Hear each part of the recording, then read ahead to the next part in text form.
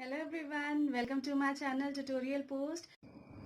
Friends, ये आपका micro file है जो बीएड सेकेंड ईयर में आपको सबमिट करनी होगी और वाइवा के टाइम पर आपको ये फाइल आपको दिखानी होगी बना करके। ये कंपलसरी होती है बीएड में, सबको पता है। तो ये आपका फ्रंट पेज है जो कंटेंट्स पेज होता है। इस तरीके से आपके ये सारे पॉइंट्स आएंगे। सबसे पहला पॉइंट आपका सूक्ष्म शिक्षण है, फिर दूसरा पॉइंट है सूक्ष्म शिक्षण के विकास, तीसरा आपका सूक्ष्म शिक्षण की परिभाषाएं, चौथा आपका मान्यताएं, पांचवा सूक्ष्म शिक्षण की प्रक्रिया, छठवां सूक्ष्म शिक्षण चक्र, सातवां आपका सूक्ष्म शिक्षण के सोपान, आठवां आपका सूक्ष्म शिक्षण चक्र का समय विभाजन, नवा आपका सूक्ष्म शिक्षण के लाभ, 10वां सूक्ष्म शिक्षण के दोष, 11वां प्रस्तावना कौशल, 12वां व्याख्या कौशल, 13वां प्रश्न कौशल, चौथा पुनर्वलन कौशल और लास्ट आपका 15वां श्याम पट्ट कौशल। ये आपके पॉइंट्स इसमें इंक्लूड होंगे, कंसीडर करे जाएंगे। इस चीजों पर आपको माइक्रो फाइल तैयार करनी है। तो ये आपकी माइक्रो टीचिंग हो गई। यहां से आप ऐसे इस तरीके से लिखोगे। सबसे पहले हेडिंग डालोगे सूक्ष्म शिक्षण जिसे कहते हैं हिंदी में, ये उसका डेफिनीशन है।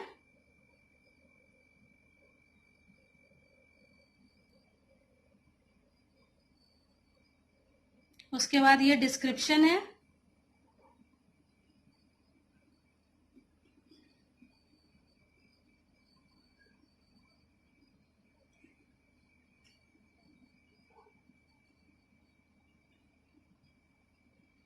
ये आपका सबसे पहला पेज में आपको इतना लिखना है।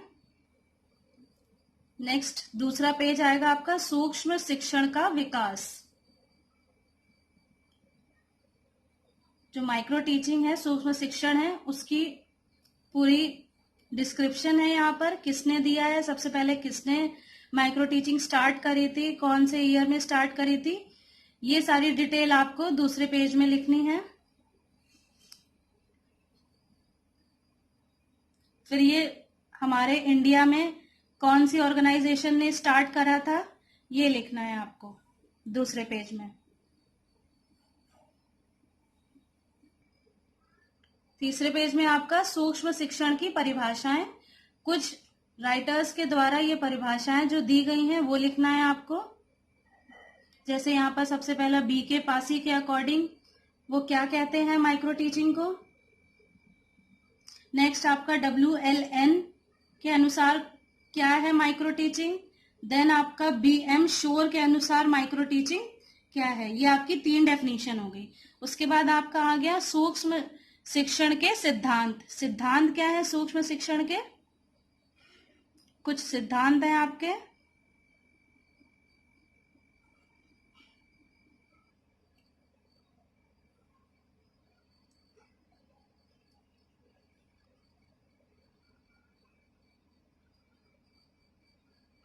उसके बाद आपकी सूक्ष्म शिक्षण की मान्यताएं क्या है।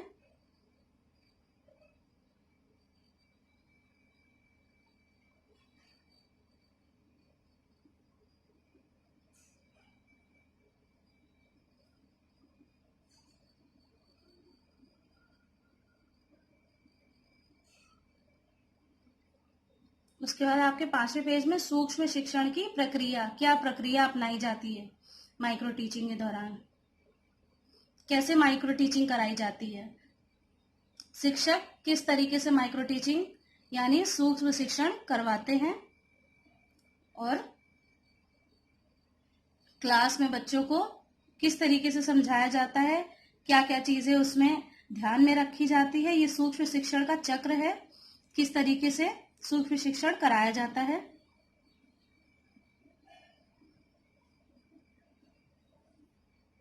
सूक्ष्म शिक्षण के सोपान यानी स्टेप्स क्या क्या हैं।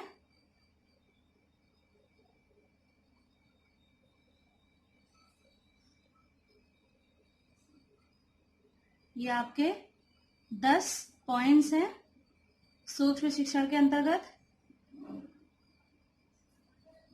फिर एक एक पॉइंट आपको डिस्क्राइब करके बताना है। और फ्रेंड्स प्लीज हमारे चैनल को आप सब्सक्राइब और लाइक जरूर कर दीजिएगा। सब्सक्राइब के नीचे बेल आइकन का बटन है, उसको भी प्रेस कर दीजिएगा ताकि आपको हमारे आने वाले नेक्स्ट वीडियो की नोटिफिकेशन अपने फोन में मिल जाए, आपको हेल्प हो जाए उससे। So please subscribe my channel and please do like my channel.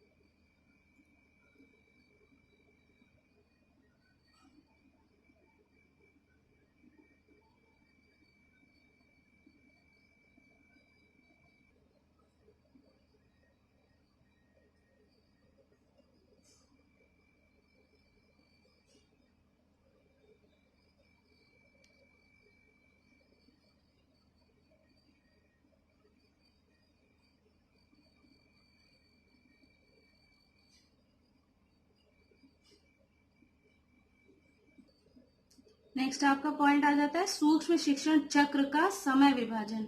किस तरीके से कितने समय में क्या क्या पॉइंट का ध्यान रख के पढ़ाया जाता है। सूक्ष्म शिक्षण के फिर लाभ क्या है, ये आपका क्वेश्चन आपके वाइवा में भी पूछा जाता है, तो आप ये पढ़ करके जा सकते हैं अपने वाइवा के लिए।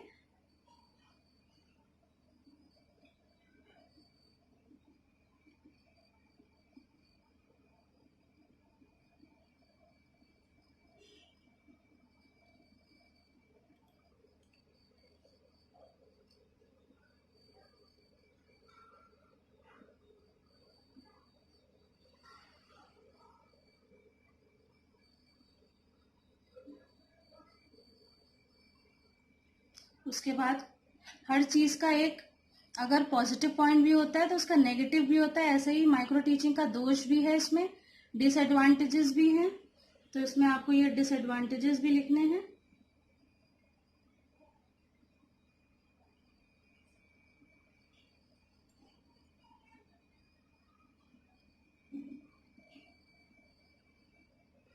फिर आपके ये कुछ कौशल जो होते हैं, सबसे पहला आपका प्रस्तावना कौशल आ जाता है, ये जरूर आपको लिखना है।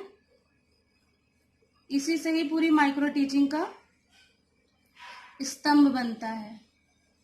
इस तरीके से आपको ये बनाना है, ये चार्ट बनाना है आपको। और आपके जो आपका सब्जेक्ट में जो आपने टॉपिक लिया है उससे रिलेटेड यहाँ पर आपको अपने उस सब्जेक्ट से रिलेटेड क्वेश्चंस बना करके और उसके आंसर लिखने हैं। कम से कम आपके 4 क्वेश्चंस ऐसे हो जाएंगे, फिर लास्ट में आपका वो समस्यात्मक हो जाएगा प्रश्न, और ये लास्ट में आपका वो उद्देश्य हो जाएगा। जैसे ये मेरी जो माइक्रो फाइल है ये बायोलॉजी की फाइल है, मतलब जीव विज्ञान की है, तो हमने जीव विज्ञान के क्वेश्चंस इसमें लिखे हैं। ऐसे ही आपका अगर कोई दूसरा सब्जेक्ट है, गृह विज्ञान है या कोई और सब्जेक्ट है, तो उससे आपको कोई एक टॉपिक उठा करके आप उससे एक प्रश्न बना करके यहाँ पर लिखेंगे। ठीक है, इस तरीके से आपको प्रस्तावना कौशल का चार्ट बनाना है।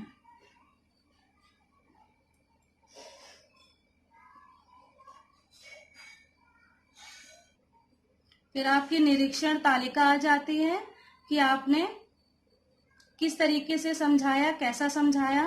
तो जो छात्र सामने आपके बैठे होते हैं क्लास में, आप प्रेजेंटेशन देते हैं, तो छात्र इन सब चीजों, ये जो घटक है इनके सामने वो चीजें समझ करके टिक लगाते हैं कि आपने कैसा पढ़ाया, अच्छा पढ़ाया या सामान्य रहा या बहुत खराब रहा या बहुत अच्छा रहा। इस तरीके से वो आपको जज करते हैं, आपके ही सहपाठी। उसके बाद आपका ये व्याख्या कौशल आ जाएगा कि आपको अपने टॉपिक से रिलेटेड जब समस्यात्मक प्रश्न बन जाता है उसके बाद आप अपने टॉपिक से रिलेटेड स्पष्टीकरण देते हैं। तो यहाँ पर अब आप अपने टॉपिक से रिलेटेड स्पष्टीकरण देंगे। जैसे हमने यहाँ पर अपने बायोलॉजी का एक टॉपिक उठाया, उसका स्पष्टीकरण लिखा है। तो यहाँ पर आप अपने टॉपिक्स, अपने सब्जेक्ट के टॉपिक से जो आपका चॉइस का सब्जेक्ट रहा है, मतलब पेडागोगी का जो भी आपका सब्जेक्ट रहा है, उससे कोई एक टॉपिक उठा लेंगे और उस पर आप यहाँ पर स्पष्टीकरण लिखेंगे। उसके बाद फिर आपका निरीक्षण तालिका आएगा कि आपने स्पष्टीकरण कैसा दिया, किस तरीके से समझाया, कैसा समझाया, कितना समझ आया बच्चों को, उस पर भी चार्ट बनता है। इस तरीके से देखिए चार्ट बनाया आपने। सबसे पहले क्रमांक संख्या लिखेंगे, फिर आप व्याख्या कौशल के घटक लिखेंगे कि क्या क्या आपने बातों को ध्यान में रखते हुए आपने क्या क्या समझाया। फिर उसके बाद यहाँ पर इस तरीके से आप कुछ कॉलम बनाएंगे, बहुत अच्छा, अच्छा, सामान्य, खराब, बहुत खराब, मतलब आपने कैसा पढ़ाया। तो वो सामने जो आपके सहपाठी होंगे, आपके फ्रेंड्स होंगे, वो आपको देख करके सुनेंगे, पढ़ेंगे और आपको जज करेंगे, तो उस हिसाब से वो आपको रिमार्क देंगे। इस तरीके से आपका चार्ट बन जाएगा और ये आपका यहाँ तक इस तरीके से आप लिखोगे। उसके बाद आपका प्रश्न कौशल आएगा। अब आप जो स्पष्टीकरण आपने दिया है उससे रिलेटेड आप यहाँ पर इस तरीके से चार्ट बना करके सेम वैसे पहले की तरीके उससे रिलेटेड आप प्रश्न लिखेंगे, मतलब पूछेंगे बच्चों से।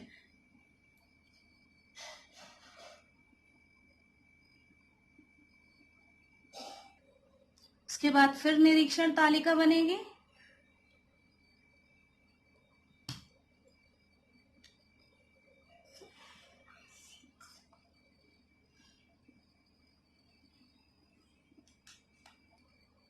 उसके बाद आपका आएगा पुनर्बलन कौशल, मतलब जो आपने क्वेश्चन पूछा उसके बाद फिर आप स्पष्टीकरण देंगे, आगे पढ़ाएंगे।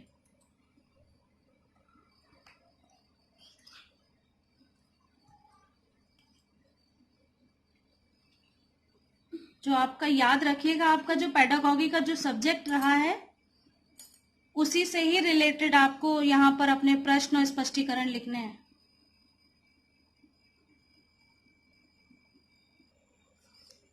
फिर से निरीक्षण तालिका आ जाएगी। ये निरीक्षण तालिका आपकी थोड़ी अलग बनेगी, देख लीजिए जैसे इसमें क्या क्या आपको लिखना है।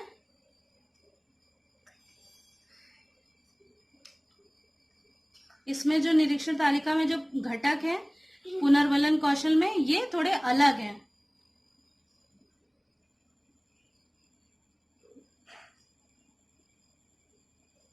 लास्ट में आपका श्याम पट्ट कौशल आ जाएगा। श्याम पट्ट कौशल मतलब आप सबसे लास्ट में फिर ब्लैक बोर्ड का इस्तेमाल करेंगे, ब्लैक बोर्ड पर पढ़ाएंगे।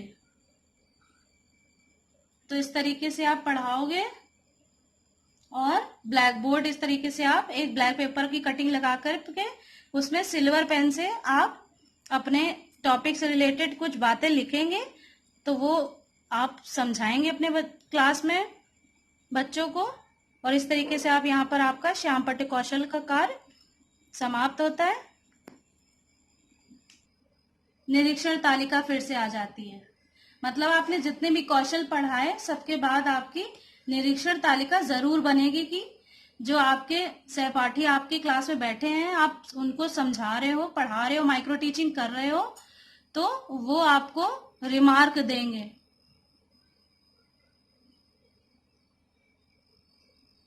आई होप आपको मेरा ये वीडियो एकदम क्लियर होगा, समझ आ रहा होगा। ठीक है, तो फ्रेंड्स हमारे चैनल को आप सब्सक्राइब और लाइक जरूर